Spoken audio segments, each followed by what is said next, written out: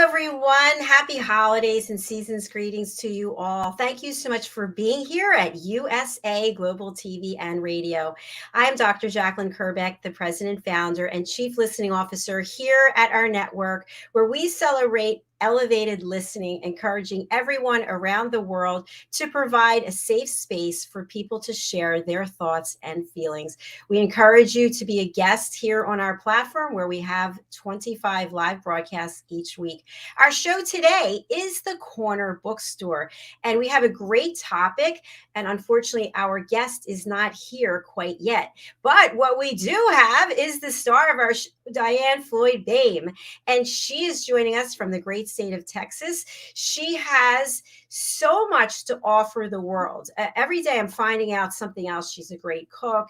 She collects scarves. She knows people all over the world, but she's definitely somebody you want to get to know, because she is an expert when it comes to writing children's books as well as young adult books. And she also is somebody who is always willing to help another, especially during the holidays. We've talked about this before, about how generous she and her family are to help other people. Let's bring her out. Welcome. Hi, Dr. Jacalyn. You're always too kind. Thank you. No, it's always true, and it should be said. So therefore, I love to support you in the work that you're doing, and especially when it comes to writing. You know, our topic today is learning how to thrive after trauma. And many times people will not speak about their trauma. They won't share it. They'll stuff it in.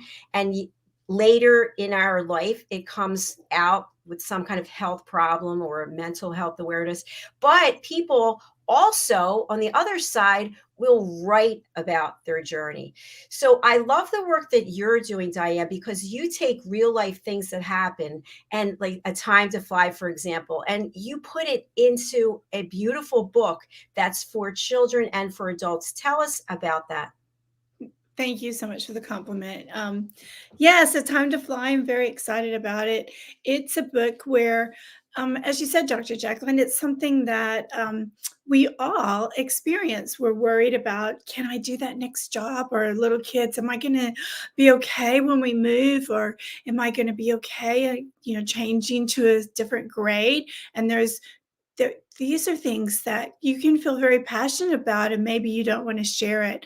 And A Time to Fly is all about a baby bird who watches his siblings take off, and the mom is like, okay, you need to get the program. We got to do something here. And the little baby's like, yeah, well, I'm happy right where I am. So the mom very gently shares with the bird how you've outgrown the nest, but without lecturing, just very soft, and then tells the story about the day he was born, and one little sign, and then the bird would flap, and another, and before then you know it, the bird is flying. It's like, oh, I don't know what I was so afraid of. This is so much fun. And haven't we all experienced that? I know I have in several chapters in my life. How about you, Dr. Jacalyn?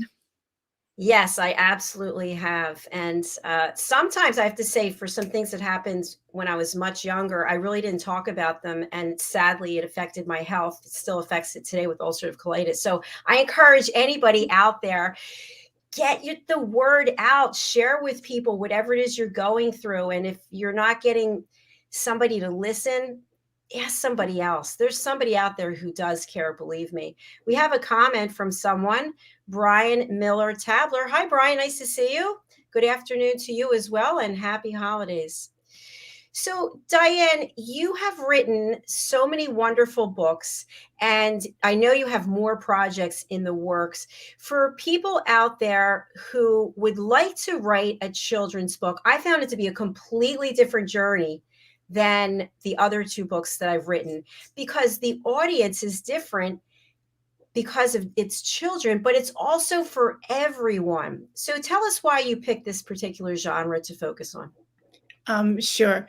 So my background is a classroom teacher, and my degrees from teaching preschool through in the classroom through elementary school, so 6th grade. And then I went on and was like one of the first people, we call ourselves explorers, that saw the value of a computer. So now I've really dated myself and became self-taught.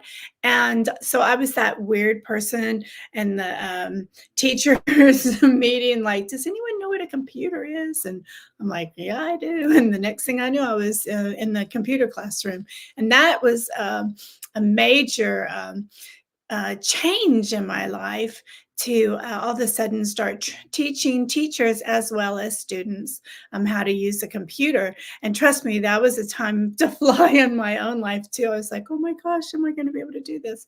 But still, no matter what grade I was teaching or subject, when I brought the students together, I always made sure, or I did my very best anyway, that we knew we were a family. So even if you were in 8th grade and you had a lot, you just came from a test, or you had a lot of things in your mind, you needed to know that you were going to work together as a team.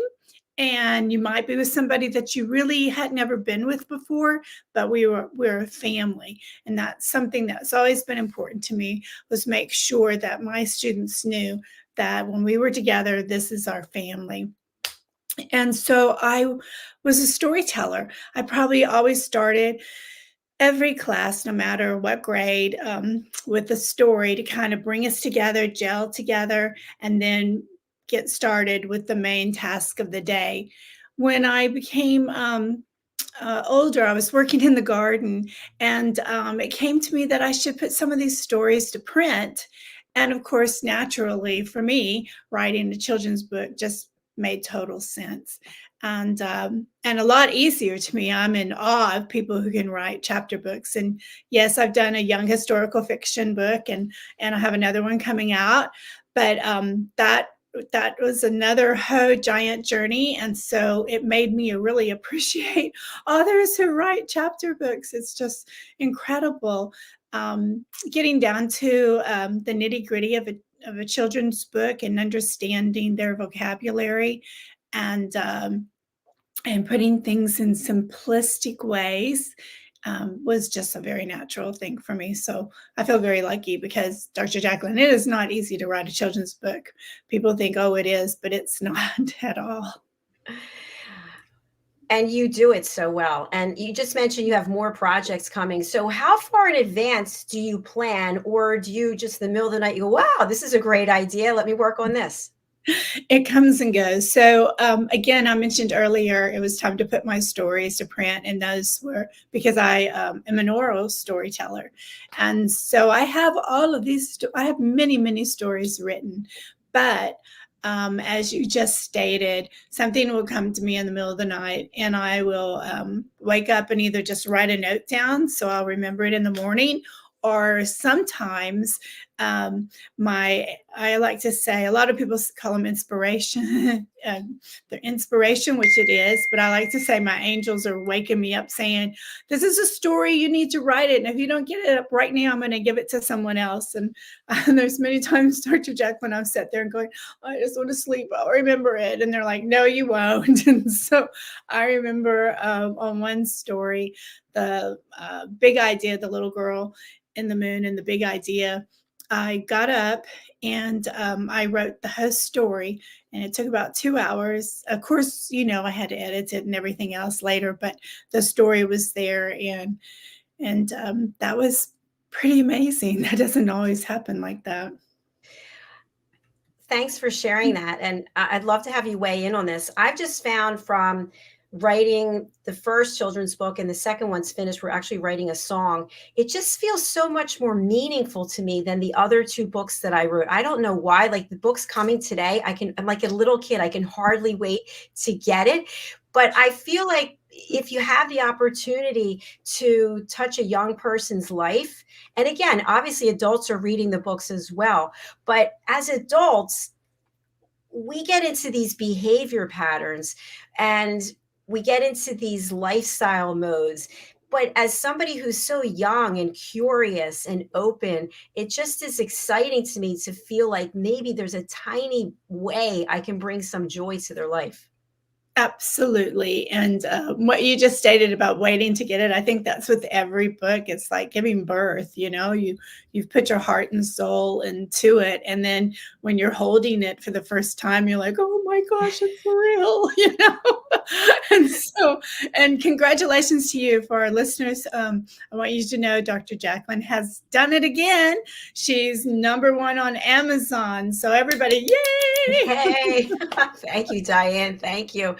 The book was supposed to arrive yesterday, as I mentioned. I think this is interesting as well that we went through Amazon, but we're also going through Ingram Spark for the hardback copy. But to get the author copies on Amazon, they're not coming till January. So you actually have to go and pay the retail price that the public pays, which I think is really curious. But I don't care. I'm just super excited. I've got my little book rack here above me, and I look up and I'm going to add it there. So you know what that's like because you've done it, what, 9 times already? 9, yeah. 9. Amazing. When did you start writing full time that you actually said to yourself, you know what, I'm a full time writer, author? Excellent question. I might have to give it some thought. Probably about 9 years ago, I really just went, okay, this is it. And I was living in Dubai, and I didn't start. My first book is not a story that I have been telling. It came to me, an idea, The Little Girl in the Moon. And again, it was one of those things that I was in an art class. I was taking an art class, and I just went, huh, I think I could do this.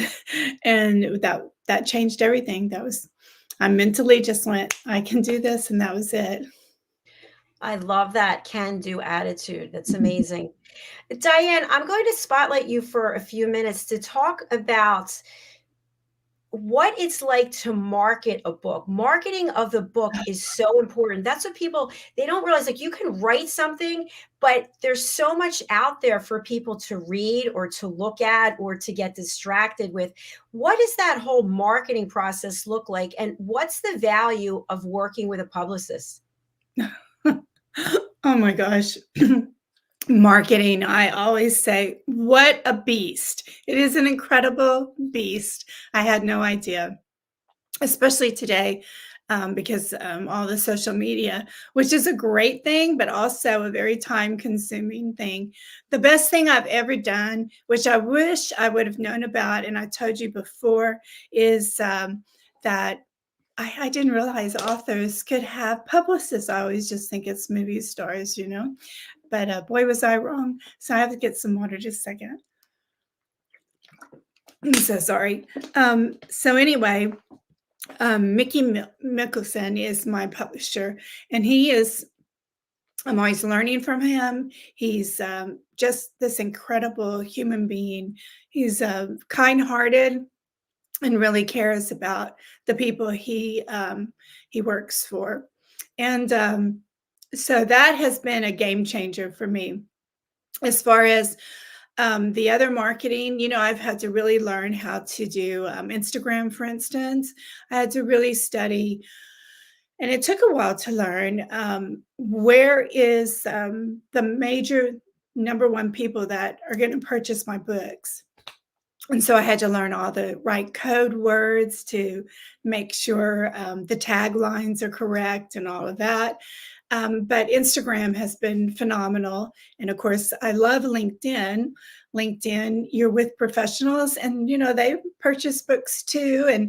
And it's given me an opportunity also by being on LinkedIn to receive jobs to go out and speak to schools, give presentations at conferences.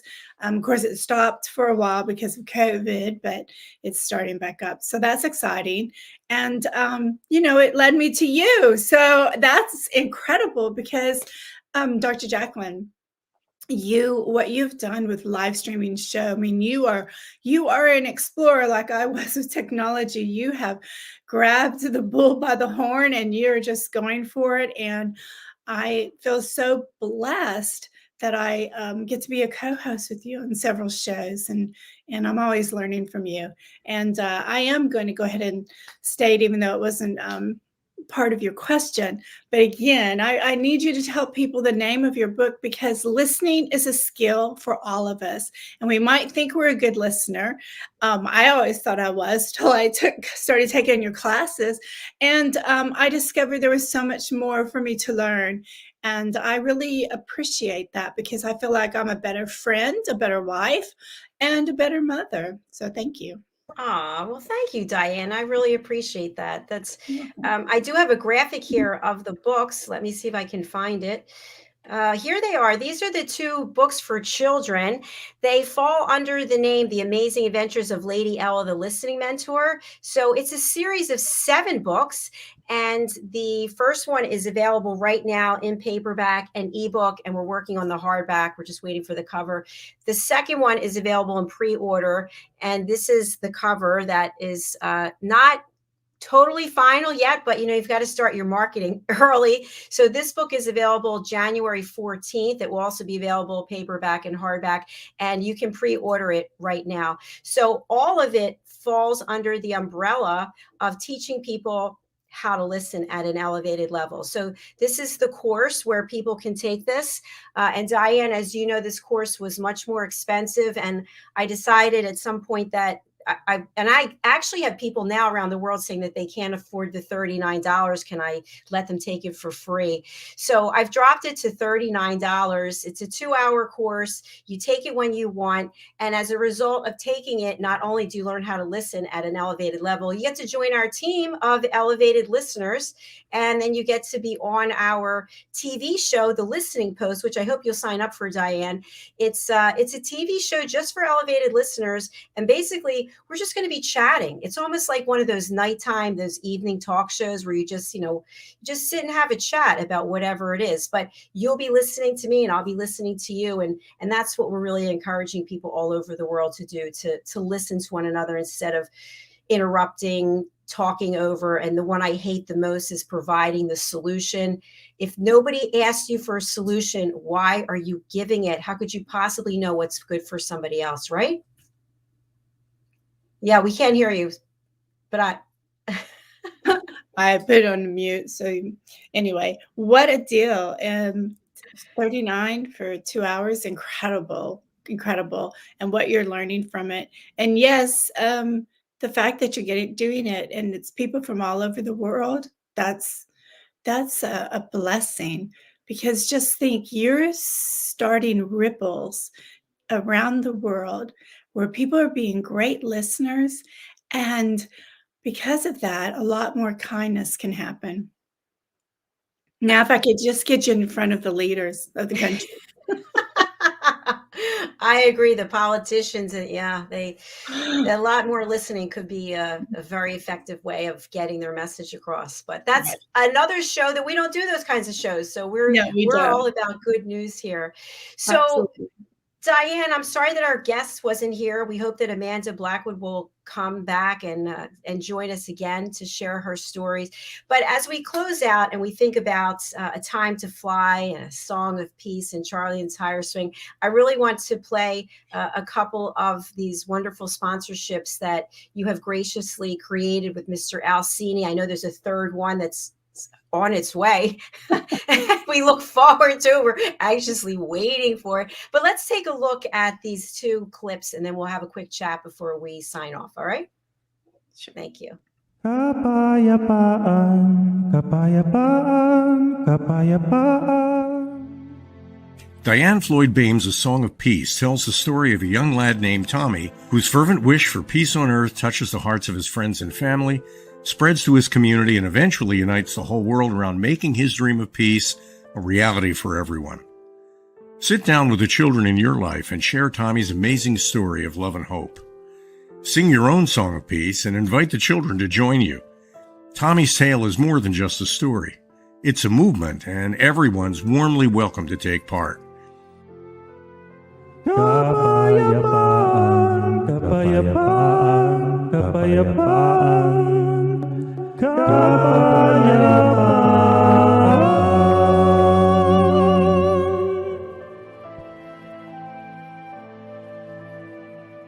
You'll find A Song of Peace, along with many other wonderful learning and enriching opportunities for children of all ages, at DiannFloydBoehm.com. Wow, I love that. I just feel this sense of peace. What was the impetus behind A Song of Peace? I mean, I know that you had asked me to sing, and I actually was frightened by the way I looked there on that clip, but uh, what was the the impetus for you to do that? Sure. I'm such a believer. So the book really shows people around the world.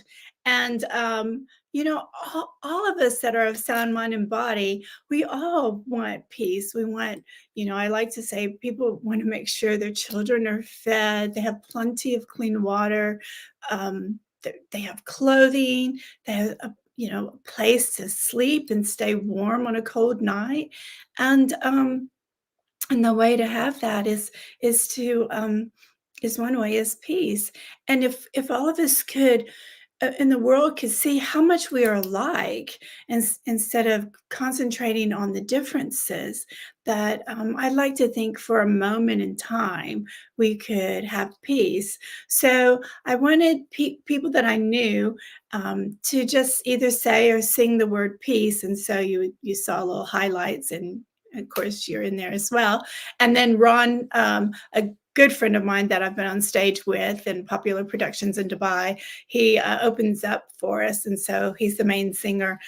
He's singing Tagalog, which is Filipino, and it's such a beautiful language. And you could even just hear just him singing the word peace, how gorgeous it is in the Filipino language. And it's not a language most people know about. And it's well, I used to live there for 3 years, and so I really came to know it, and my husband speaks it. And so I just thought, if different people could say peace or think about peace, that just maybe for a moment in time, we could just experience peace on earth. So that's what that's all about. So beautiful. And that's what I'm hoping and praying for all the time, is for us to just have peace in this world. Let's take a look at your other clip. Here we go. Hello, boys and girls, and welcome to Story Garden. Your host, Diann Boehm. I'm so happy to have you here today. Diann Floyd Boehm tells wonderful stories that warm the heart, spark the imagination, and unite people and families across generations. For children, Diann's Harry the Camel connects with all of us who've ever wondered how different our lives might have been if only we'd been born something better, like a wonderful horse instead of an ordinary camel. In the end, we all learn along with Harry that there's nothing better than just being yourself. Diann's Little Girl in the Moon looks down on earthbound children and wonders if they know she's just like them. A story of love, home, and the bond between mother and daughter, its powerful theme that we're each of us different yet all of us the same plants a seed in children that promises to blossom within a loving and trusting grown-up.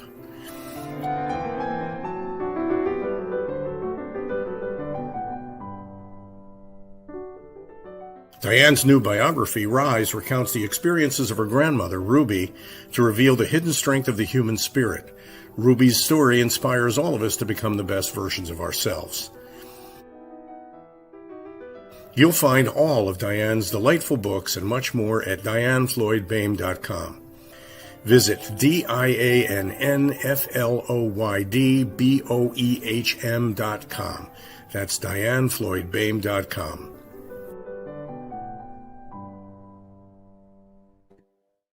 That's so beautiful. I really love that. And you know what comes to mind, Diann? I don't know if that was created 18 months ago, or I don't know. It was a while ago. And look at how much progress you've made since then. I know. And how much I've aged. No, stop. So you actually have a new sponsorship that's coming, and you met with Al Cini to record that. Tell us a little bit about what we can expect to see and hear in that one. I know you haven't seen the final thing, but the piece that you were involved with. Sure. First of all, Al Cini, thank you for introducing me to him. He is magical, isn't he? And he, for those listening, that's his voice in the 2 commercials. Al Cini has a way of, and please take note, everybody, in case you're wondering, how can I have a commercial? Please get in touch with Dr. Jacalyn and Alcini because they make magic. And but anyway, Alcini, he has really come to know me, and he called up one day and he says, Diann, I know we're doing another commercial, but besides just concentrating on your new books, which we will, he said, I want to do a little bit more and let the people know who Diann the author is. And I was like, okay. And so we just went for there, and I just follow his lead because he's a professional. He knows what he's doing.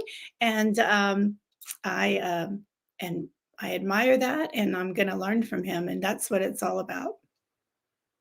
Yes, and he's actually the voice of USA Global TV and radio, and he worked for NBC for a number of years as a project manager, and he's been such a godsend to me as a mentor and as a friend. And he's really spot on, because when we started talking about this third sponsorship, which thank you so much, Diann, he really has been guiding the direction of it. And I defer to him because he has the experience, and he also is over on RVN television. I think he's on 3 or 4 shows there. So he has a lot of exposure to how to create these things and really draw people in. Right. And he understands target audiences, and that's what you need. But still, I can't get over his voice. You know, he has that radio voice, a singing voice. He does. Right. It does. I don't know if he sings, but I think you know what? Right. Guess what? He said he did not sing. And in one of the listening courses, I forget which one it is, where you have to sing the nursery rhymes, and he has a beautiful voice. And I said to him, of course you had a beautiful voice. Your father was a professional singer, Al Martino in The Godfather. So, yeah. Really? Yeah. You didn't know that? No. Yeah, that was a big deal over in the UK. I hope I'm getting my facts right. And he plays Johnny Fontaine, I believe. Wow. For me on The Godfather and singing that number. So yeah, he's all kinds of songs that he's performed and produced, and he was a professional singer. Wow, I knew that, but I had no idea. Anyway, that's amazing, which that explains Al's gift. So. Definitely. Well, Diann, I'm going to spotlight you again to give your contact information, and then we will sign off for today. Sure. So you can reach me at diannfloydboehm.com, and I'm going to spell that DIANNFLOYDBOEHM.com, DiannFloydBoehm.com. And also, I just want to throw out there real quick, Dr. Jacalyn, I have a short story that was published in a Christmas anthology, and you can find that on Amazon at Diann Floyd Boehm. If you just Google it on Amazon, all my books come up. And the Christmas anthology I'm very excited about. This particular short story that I wrote, you'll get to hear about a magical family Christmas that I actually experienced when I was a little girl. So another little insight into who is Diann. Thanks, Dr. Jacalyn. You're welcome, Diann. Thank you so much. I really enjoyed doing this show with you. And again, we miss Amanda, and we hope she'll come back and see us. But for everybody out there, get out there and start writing and share your stories with the world. Thank you, Diann. I look forward to seeing you again very soon. Yes, take care. Bye, everybody. Bye. Thank you, everyone, for being here today at USA Global TV and Radio. We really do appreciate you for all of your interests and follows. If you'd like to be a guest on any of our shows, please go over to our website, usaglobaltv.com. If you're watching on our YouTube channel, please do subscribe so you can be informed of the 25 live broadcasts that we typically have each and every week. Thank you again. We will be coming back with the wise ones and talking heads shortly after this. Have a great day. Happy holidays, and God bless you all.